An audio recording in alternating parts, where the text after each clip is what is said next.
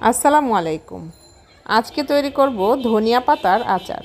এই আচারটি তৈরি করতে কোনো রকম রান্নার ঝামেলা করা লাগবে না। তাছাড়া এই আচারটি আপনি পুরো 1 বছর পর্যন্ত সংরক্ষণ করে খেতে পারবেন। রেসিপি ভালো লাগলে চ্যানেলটিকে সাবস্ক্রাইব করে পেজটিকে ফলো করে রাখার অনুরোধ রইল। চলুন দেখে নিই কীভাবে এই আচারটি তৈরি করতে হয়। প্রথমে আমি একটা মশলা তৈরি করে নিব। এজন্য এখানে 1 টেবিল চামচ পরিমাণ পাঁচফোড়ন নিয়েছি, 1 টেবিল চামচ পরিমাণ সাদা এবং কালো সরিষা নিয়েছি এবং কয়েকটি শুকনো লাল মরিচ নিয়েছি। এবার এই মশলাটাকে ফ্লেভার আসা পর্যন্ত ভেজে নিতে হবে। যখন খুব সুন্দর ফ্লেভার আসবে তখন চুলাটাকে বন্ধ করে দিব। ঠান্ডা হয়ে গেলে ব্লেন্ডারে মশলাটাকে গুঁড়ো করে নিব। এখানে আমি ফ্রেশ ধনিয়া পাতা নিয়েছি। ধনিয়া পাতাটাকে খুব ভালোভাবে ধুয়ে পানি ঝরিয়ে তারপর নিতে হবে। এবার একটা ছুরির সাহায্যে কুচি করে কেটে নিব। তো এই ধনিয়া পাতাটা যদি আপনি কুচি করে না কাটেন তাহলে কিন্তু ব্লেন্ডারে ব্লেন্ড করতে কষ্ট হয়, এজন্য কুচি করে কেটে নেবেন। তো দেখুন আমার ধনিয়া পাতাটা কিন্তু খুব সুন্দরভাবে কুচি করে নেওয়া হয়ে গেছে। এবার আমি ব্লেন্ডারে পিষে নিব। আপনি চাইলে শিলপাটায়ও এই ধনিয়া পাতাগুলোকে পিষে নিতে পারেন।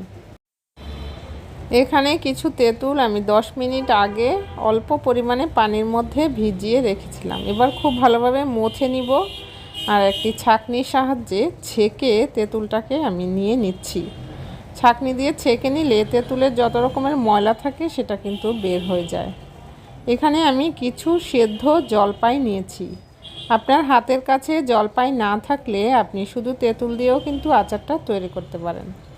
তারপর জলপাইটাকে আমি ব্লেন্ডারে খুব ভালোভাবে মিহি করে নিয়েছি।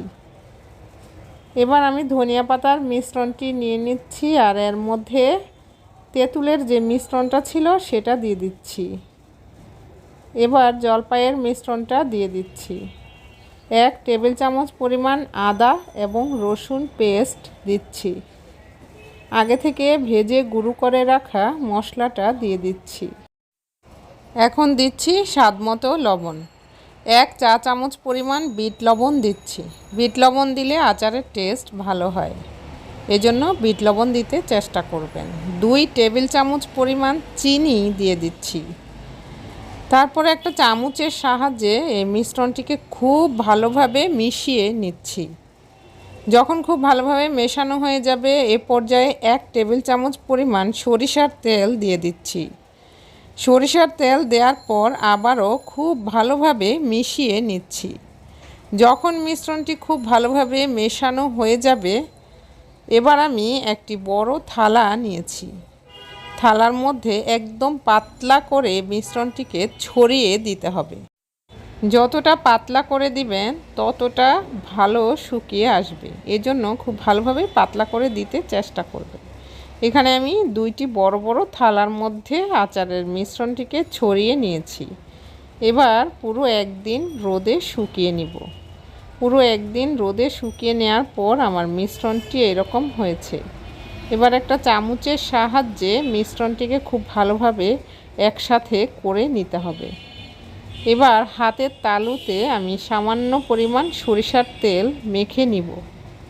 তারপর এখান থেকে অল্প একটু মিশ্রণ দিয়ে গোল বল আকৃতি করে তৈরি করে নিব।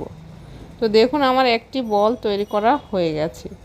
এভাবে আমি পুরো আচারের মিশ্রণটিকে বল আকৃতি করে তৈরি করে নিব। তো বলগুলো আমার তৈরি। এই বলগুলোকে আমি আরও একদিন রোদে শুকিয়ে নিব। তো দেখুন একদিন রোদে শুকিয়ে নেওয়ার পর আমার বলগুলো এরকম হয়েছে। উপরটা ড্রাই, ভেতরটা কিন্তু সফট।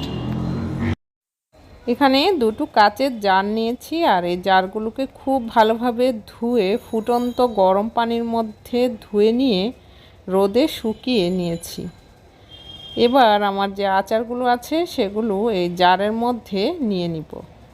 তো আমার এখানে 2টো জারের মধ্যে আচারগুলো হয়ে গিয়েছে। এখন চলে যাচ্ছি চুলায়। চুলায় আমি সরিষার তেল খুব ভালোভাবে গরম করে নিব।